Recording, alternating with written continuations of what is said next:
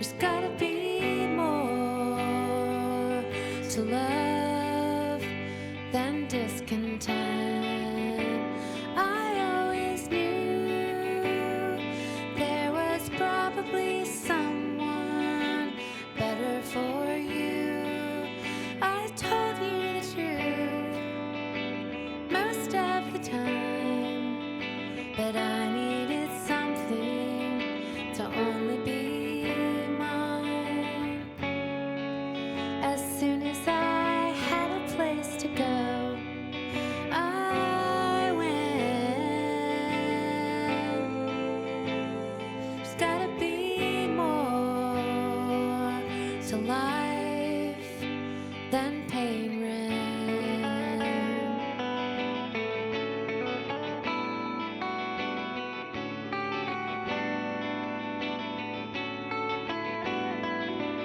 I said what I said, so I wouldn't have to say what I wasn't ready to tell you.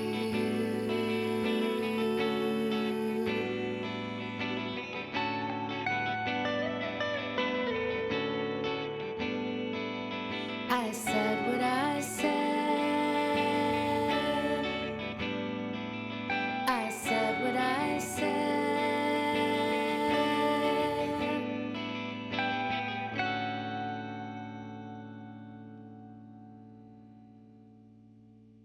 Performed live for the World Cafe, that was I Said What I Said from the Softies. It's a song from their new album, The Bed I Made. My name is Raina Douris. This is World Cafe. My guests today are the Softies, Rose Melberg and Jen Spraja. Welcome to the World Cafe. Thanks for having us. Thank you so much. It has been 24 years since you released your last album, Holiday in Rhode Island. Were you always planning to release another one, or was that supposed to be the last one? We never broke up. We toyed with the idea, but life got kind of crazy and messy, and I never gave up on the idea. I always knew that there would be at least one more album, because I knew we weren't done yet. I knew we were kind of just getting started with those first albums, but we weren't sure when. I kind of imagined it maybe when Jen's kids were older. So I thought maybe it would be in like 5 or 6 years or something like that. But the time, everything just fell together perfectly for this to happen. Well, I know, Rose, you were making your own music sort of in that time in between. Yeah. Jen, you weren't making music so much. No, Why did you stop? I was really focused on my design career, and then I had some struggles getting some kids here. So that was my focus, very focused on getting kids here. And then I had 2 at the same time. So I have twins. And then everything was just Life happens. boom. Yeah. Yeah. How did you start writing again? I got really inspired and fell in love with music again after the pandemic times. And I really missed going to shows and the world. And I had some riffs and some ideas. And then we just got together at Rose's house, and we had a fun weekend where we just started, we had the beginnings of 8 songs at the end of the weekend. Was it like the plan to, okay, I have these things, let's try to think about making an album, or were you just like, let's go play for fun? No, we knew. yeah. I said, it's time. Yeah. That's I'll what I bring my said. guitar. I said, it's time. We were both going through a lot of stuff, and I was like, I think it's time. The world needs it. Yeah. I said, the world needs another Softies album. Yeah. And so we knew we were starting to write an album. Yeah. We were doing it for that purpose. And Jen was sort of getting practiced again, and I was giving her song prompts and things like that to sort of loosen up the gears a little and get her writing again. And we didn't know what it would be because we hadn't done it in so long. It was hard to remember, kind of like, gosh, how did we write songs together and how? But it came back pretty quickly, and we found a few new ways to do it as well. But we knew from the beginning that the time had come. I'll tell you, sometimes when I am getting ready for an interview and I listen to the album a whole bunch of times, and if it's a band or an artist who makes, and I'm going to quote unquote, sad music, sometimes it can be really hard because you get up in the morning, you're like, hey, time to listen to this album, go to work, gotta and get you sad. get to work and you're like, Gotta get sad for the day. But listening to The Bed I Made, I did not feel like that. I felt it, well, the lyrics, you could say there's sad lyrical content that doesn't feel depressing or morose. It felt reassuring or like being with a friend. And so, in your mind, what does a new Softies album give a world that needs it? Well, it's kind of exactly that, because also this album was born because Jen was going through a rough time, and it was like an act of love for me to be like, how can I support Jen the most? I'm going to start writing songs for us to play because this will make her really happy. And so there is a lot of comfort in these songs, because that was sort of the intention behind a lot of it, was like, we are supporting each other through hard times. I want to be reassuring to Jen. I want to bring back her musical confidence and her creativity. And so there's a lot of reassurance on the record. It's like, everything's going to be okay. I know this is really hard. This is really universal. For every heavy lyric, there's like but anyway, like that thing of just normalizing hard feelings and going about your day and going about your life, and kind of dialing back the drama. So if you can add a little bit of levity or a little bit of beauty or some melody, like, there's ways to lift up those sad feelings. And that was, if there was any intention, that's what it was. Yeah. I'll quickly reintroduce you. I'm talking to the Softies on World Cafe. I know that you both lost your moms around the same time. How close together did that happen? About 2 months. Yeah, a couple months. Wow. So it was really, and so writing this album was a way to sort of help lift you both up. Very much so. Yeah. The Softies, I mean, you've always written songs about unrequited love. And when you're writing about romantic loss, that's kind of a different thing than writing about the loss of a family member. Could you talk about that, writing about a different kind of grief? So many different kinds of grief. Yeah. Well, there's like some songs that are so specifically about my mom that no one could really, I don't think anyone could put well, actually, someone did tell me that because 23rd birthday is about my mom, and I felt like it's so clearly about that. But then someone told me, oh, I thought it was, about something else, or a romantic thing, or I think someone thought it was about you, maybe. But we don't even play that one live because it's a little bit sad and specific. So there are songs on the album that could be heard as romantic grief, but there's an element of the overarching experience of grief throughout the album, on all kinds of levels. We touch on the grief of losing touch with our younger selves, and also just, settling into middle age and seeing what that's all about, and even grieving parts of ourselves that we're done with, that like, I don't want to go back to this person I was, or these habits or behaviors, but you still sort of grieve it. Yeah. It's like missing your kids when they're little. You don't want them to be little again, but you still have that grief of just like, oh. Sure. So that's all over the album. So many, it's just sprinkled with different types of loss and longing, and it all kind of blends together sometimes. Yeah.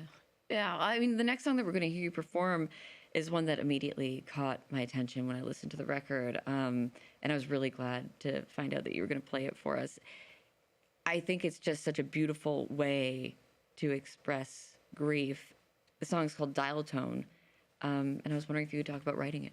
Sure. That one was a cool one. Yeah, so Rose gave me a prompt of birthday, like write a song about birthday, whatever that means. And the first thing I thought of was just that I can't call my mom anymore, because she would always call me on my birthday and sing happy birthday over the phone. And like, I talked to my brother, and then I talked to my dad, and all these three people have passed away at this point in my life. So it was just, yeah, that was my big grief song. Yeah. But it was sweet because she wrote the first half and I wrote the second half. Yeah. So it was a really, really collaborative. We don't often collaborate lyrically. And so it was really cool that Jen had the first couple lines, and I tweaked it a little bit. I added the harmony, and then I wrote the chorus and the last verse. It feels like one of those songs that's like half and half. Oh, I And so we have this equal ownership to it because it's really about both of our experience of grief. And those little things you don't think about, like, oh, I'll never, I mean, not only do you not hear a dial tone anymore ever, because that's what I think of, you know, a lifetime of talking to my mom on analog technology. Those little things where you're like, oh my God, she'll never call me on my birthday again. Or, you know, those singular moments that resonate so deeply when you take the time to really think about it. And so that song, it touched on such a specific thing that we were both feeling so deeply at the time. So it really just, it came out so easy, and it just is this little perfect nugget of a song. And we didn't want to add anything more. I was, you know, like, should I add more guitar? And it was just exactly what it was supposed to be. Let's listen to Dial Tone. This is the Softies live for World Cafe.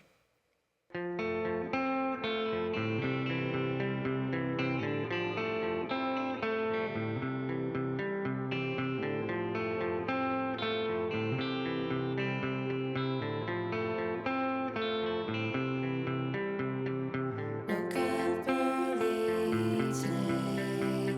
The sky was pink and gold. Lay there for a while just to watch it unfold.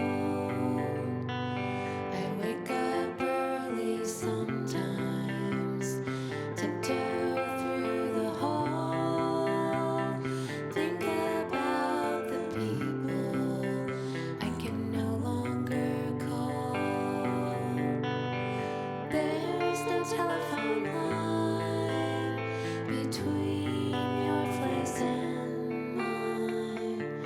I just wanted to tell you I'm doing fine.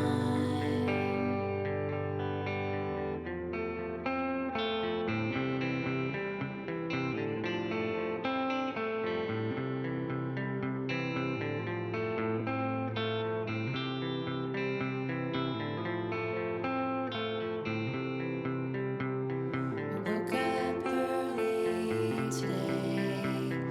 Thought I heard the phone. Only found a memory and a dial tone.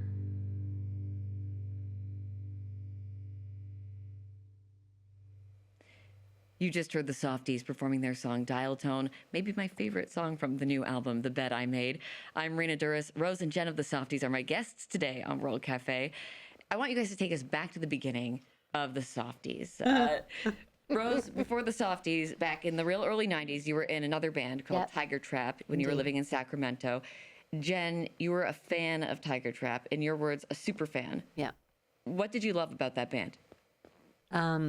It changed my life. Like, I was a heavy metal kid, and then I had a housemate that had a radio station, there were a DJ on a college radio station, and I wanted to do it too. So I got a radio show, and then we had to play certain songs off of a list of like alternative music.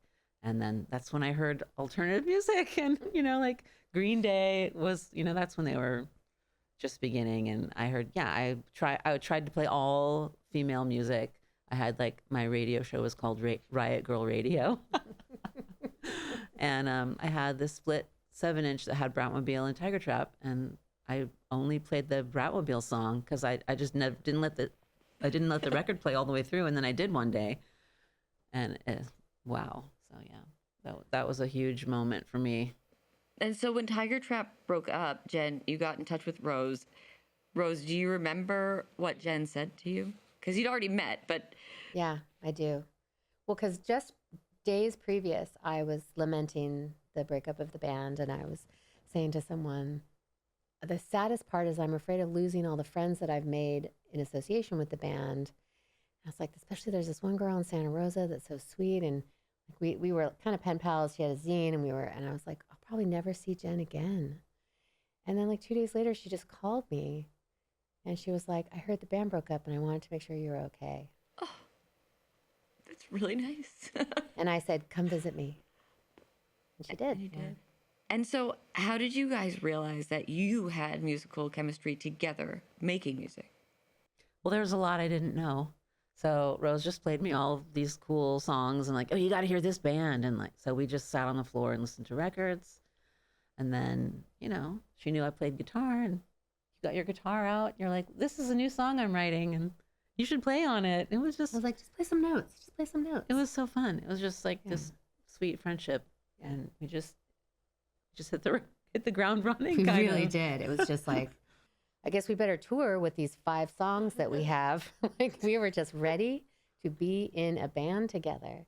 It was so fun. It was so much easier than my previous band that had been so fraught. And I just wanted to do it all the time. I ended up moving to Portland later that year because Jen moved. And I was like, well, I can't live without Jen. So, I only lived in Portland with Jen for 1 year, but we wrote basically 2 albums in that year. That's all we did. Drank wine And coffee. and just wrote music constantly. That first song that you wrote together was Love Seat. We're going to play a clip of that right now. We'll come right back. 'Cause it's just me, it's meant for two. Space for me, and space for you. And I think you're sweet.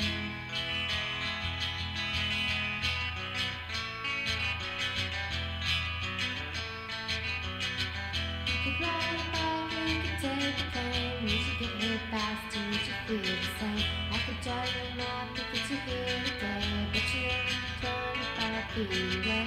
You don't have to sit so far away from me.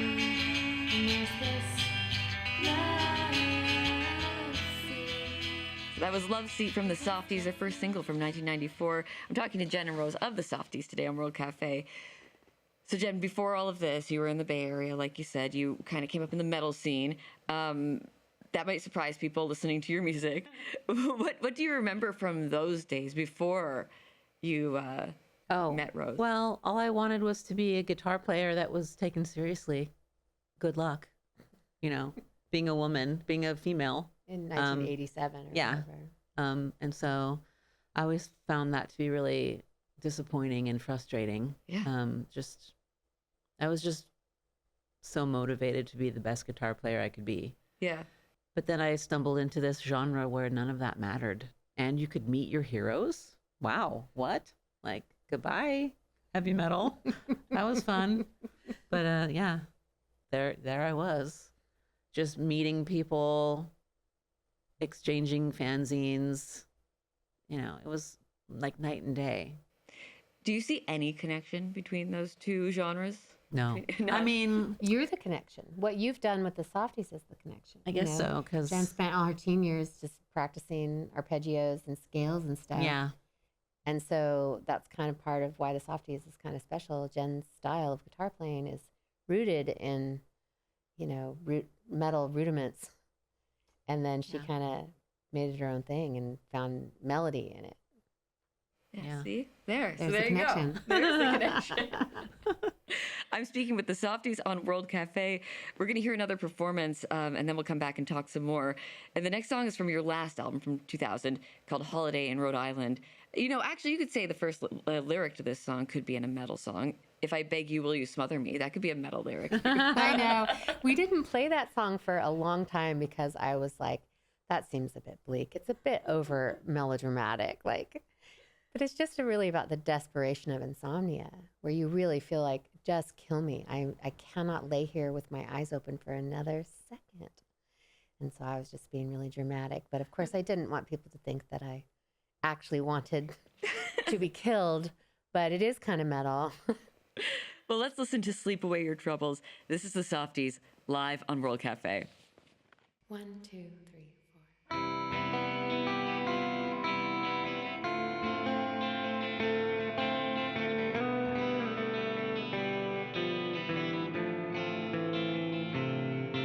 If I beg you, will you smother me just to put me out of my constant misery? This is too much for me.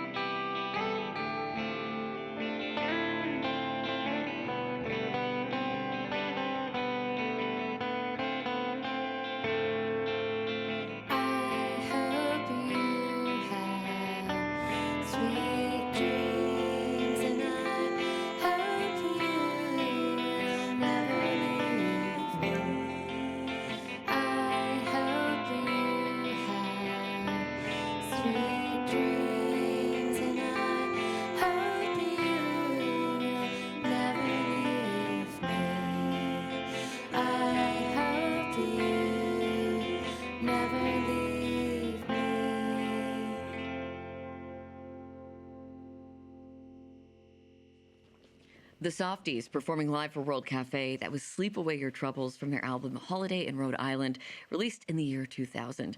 They have a new album called The Bed I Made out now. Jen and Rose are here with me. I'm Raina Douris. Early on as the Softies, you toured with Elliott Smith. Could you talk about the contrast between Elliott and what he was doing and the rest of the scene that was happening in Portland at that time in the early 90s? I mean, obviously, Elliott really stuck out as a really special, unique talent. And that is also partly what drew me to Portland. I was like, if this is whatever's in the water in Portland for songwriters, I want to go to that well and drink from it, because it meant a lot to me to be a little bit closer to Elliott and be able to be friends with him and play shows with him and try to, get some of that vibe and that magic off of him. And the tour was definitely amazing for that. It was, really inspiring. And he was very sweet and supportive of us. The Riot Girl scene was also flourishing in the Pacific Northwest around that time. I mean, you had your radio show, Jen. How did you fit into that? Was there solidarity at all as a band with women in it? Yeah. I mean, when Tiger Trap started, we were very much a part of that scene, maybe a bit tangentially, but I knew those people because I had been pen pals with Allison Wolf from Bratmobile from when I was 18. So really before Bratmobile was even really a real band, we were already pen pals. And so I knew them. I knew their scene. I loved their music. I loved the bands. It really opened up a lot for me as a, growing up in Sacramento, which is a dude-heavy music scene in Sacramento in the 90s, and really trying to find my place and find some confidence. And she really helped with that. And so I felt a kinship with the politics and the aesthetic, but my musical tastes were elsewhere. Well, in addition to, I love any type of bratty punk music, is straight to my heart. So I wanted to be like a noisy pop band, but fast enough that people would consider us punk. Like that was sort of how I was approaching it. So, the easy answer is a deep kinship in the spirit of it, and the permission that it gave us to make a band like the Softies. It really blew my mind wide open about what was possible, rather than just trying to be one of the guys. Yeah. I feel like that idea of not trying to be one of the guys and singing about things that may be traditionally viewed as girly or feminine has been historically viewed as frivolous. At the time, I feel like now these days, vulnerability and writing about that stuff is a little bit more accepted. Like there's lots of singer-songwriters who write kind of like almost like they're reading their diaries. But then how is that perceived? How was that vulnerability or those maybe more quote unquote feminine topics? I mean, there was so much misogyny in the scene back in the day, and people would use pretty reductive language about what we did a lot. And it was hard because, we just sounded like a sweet pop band, but we came from punk. Like it was political just by virtue of what we were doing as just being two women playing alone, writing vulnerable songs, speaking truth, all these things. But it was hard to feel like we were really getting the respect we wanted. And so I think it made us maybe diminish what we were doing in our own minds sometimes. I think we'd be like, oh, we just have this little thing, and because we weren't really being acknowledged as like a legitimate part of the community or whatever. Yeah. And I think it's because we kind of believed what was being said. And it took a long time to grow our sense of importance within our scene and acknowledge that, like, no, wait, we are songwriters and this is important music, and we're not reading from our diary. We are thoughtfully, intentionally writing music that is difficult, and that feels very brave, and being brave is part of what being a punk is. And so I kind of finally stopped feeling like I had to explain that to people, like, take me seriously, I'm a punk. But it only took 30 years. And now here we are. Yeah, I was going to ask, especially I think about, there's some great or at least what I interpreted as great heartbreak songs on this new album, The Bet I Made. And one of them we're going to hear to close it out in a few minutes. I think some people think, writing about crushes is something like a teenager has, whatever. Do you at all find it any harder to write about things like that as you get older? No. I think I know the answer is no, but No, I think I've got 3 crushes right now. I'm just like, still me. We're still so much ourselves. It's really funny. Like, our tour manager can attest. We are just like 12-year-olds when we get together. And those feelings are real. Like navigating life at this age sometimes feels like it's just like a weird second adolescence. There's, everything's kind of new, but also familiar. And like, gosh, I thought I would be better at this by now. Or like, oh, this old feeling. You can always pull upon those emotions. It is visceral, like the feeling of a heartbreak or the unrequited love, or that. It doesn't take much. Any kind of rejection can hit that same spot. And we still deal with that all the time. We're in different places romantically right now, but it's never hard to bring up a romantic disappointment. I'm talking to the Softies on World Cafe. Before we get to the last performance, I have one more question for each of you, because I know, in addition to having this long creative partnership, you're best friends. I can tell even just like when you talk, like the way you look at each other, it's beautiful. So I want to ask you, each of you. I'll start with Rose. Rose, what is your favorite thing about Jen? Jen is so funny. She's so funny. Because I don't think Jen truly throughout our friendship knows how funny she is to me and how much she makes me laugh and how happy she makes me when we're together. You surprise me so much with how funny you are. And Jen, what's your favorite thing about Rose? Rose knows me better than anyone on this planet. I just feel like, I don't know. I don't want to think about which one of us is going to go first.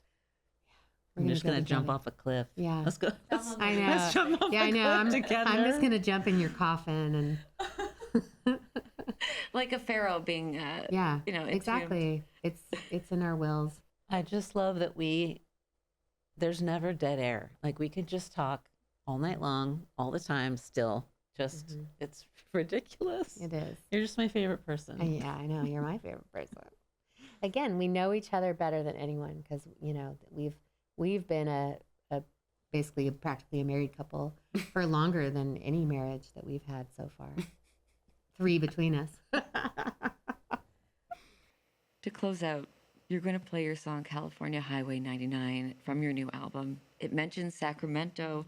It mentions crying in a Chevy Malibu. There's like nothing more satisfyingly melancholy than crying while driving. I know.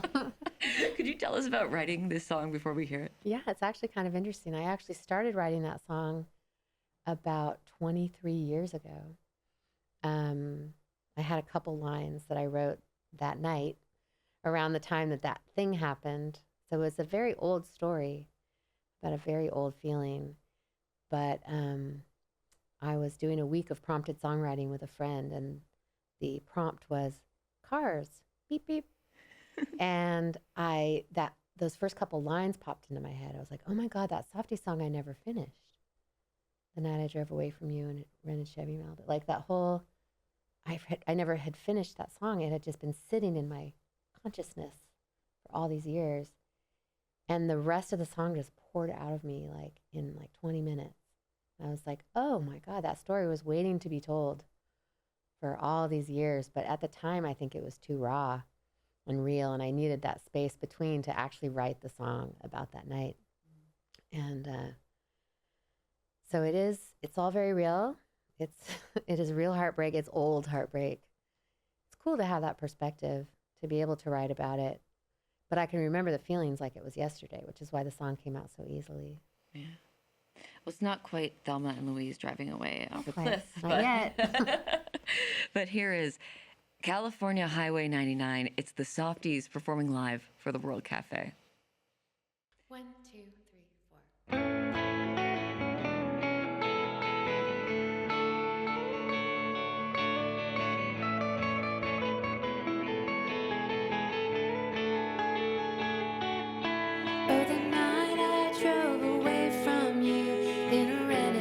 Chevy Malibu, 3 a.m. Empty lanes, just chalk this up to growing pains.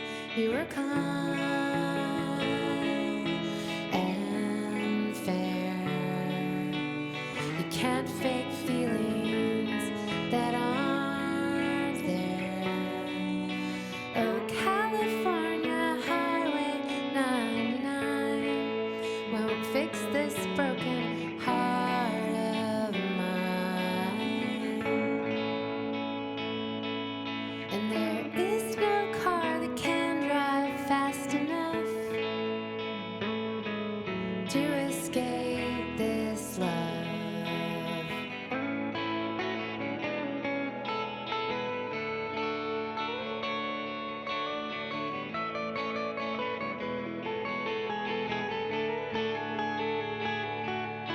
I cried the whole way as I drove Sacramento to Elk Grove, and country radio reminded me that you and I weren't meant to be. I tried, I failed. Our ship never sailed. Oh, California Highway 99 won't fix this broken heart of mine. And there is no car that can drive fast enough to escape this love.